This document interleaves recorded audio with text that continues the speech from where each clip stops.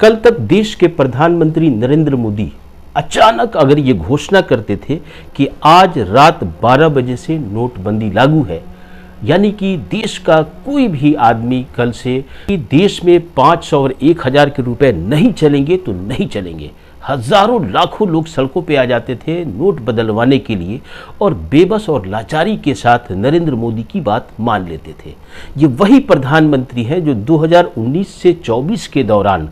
Television के screen पर आते थे और ये कहते थे कि आज रात 12 बजे से लॉकडाउन है, देश का कोई भी शख्स कहीं भी नहीं जाएगा, अपने घरों में कैद रहेगा। तो पूरा देश बेबस और मजबूरी के साथ उनकी बात मान लेता था। ये वही प्रधानमंत्री हैं जो टेलीविजन की स्क्रीन पे आकर के ये कहते थे कि आज रात 8 बजे आपको अपने घरों से निकलना है, ताली और थाली बजाना है, दिए जलाना है, मोबाइल की रोशनी जलानी है। तो लाखों लाख की संख्या में लोग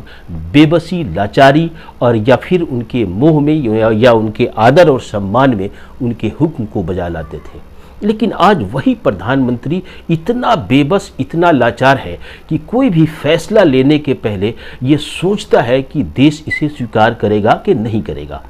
आज का जो उदाहरण हम आपको पेश करने जा रहे हैं, आप हैरत में पड़ जाएंगे कि जो देश के प्रधानमंत्री नरेंद्र मोदी कल तक जो हुक्म देते थे देश उनके हुक्म को मानता था, लेकिन आज वही प्रधानमंत्री इतने बेबस और लाचार हैं कि एक हुक्म उनकी सरकार देती है और उसके 48 से 72 घंटे के अंदर उन्हें उस हुक्म को वापस लेना पड़ता है। मैं बात कर रहा हूं लेटरल एंट्री की। 17 तारीख को यूनियन पब्लिक सर्विस कमीशन ने एक विज्ञप्ति निकाली कि लेटरल एंट्री से 45 आईएएस अफसरों की बहाली होगी, जिसमें एक भी ओबीसी, पिछड़ा, दलित, अनुसूचित जाति, अनुसूचित जनजाति का कोई व्यक्ति सिलेक्ट नहीं किया जाएगा। लेकिन जब विपक्ष उसके खिलाफ आवाज उठाता है, राहुल, तेजस्वी,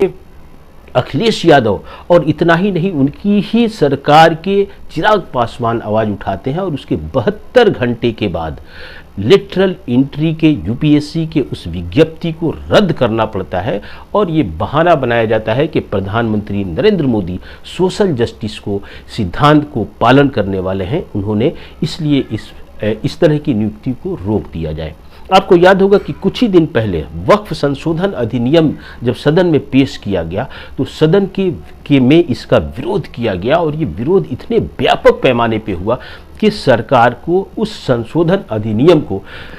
जेपीसी के हवाले करना पड़ा। तो इस तरह से आपने दो उदाहरणों से देखा कि कल तक जो प्रधानमंत्री जो कहते थे उनके हुक्म को लोग स्वीकार कर लेते थे, आज उनकी स्थिति एक ऐसी दयनीय, निरीह और कमज़ोर प्रधानमंत्री की हो गई है कि विपक्ष के कड़े तेवर से उन्हें झुकना पड़ रहा है।